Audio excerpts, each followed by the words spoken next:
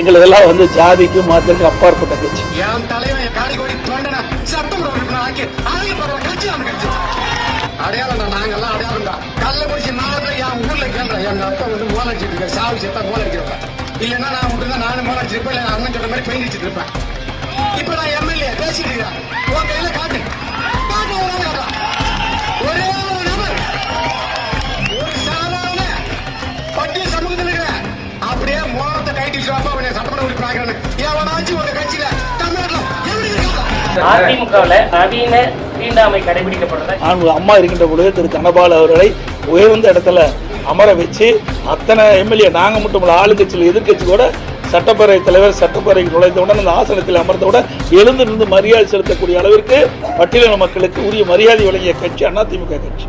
சாதிய ரீதியா உங்களை யாரும் பாத்திரக்கூடாது, உங்க கையால தான் தமிழ்நாட்டுக்கே சோறு போடணும்னு நினைச்சுதான் உங்களை உணவுத்துறை அமைச்சராக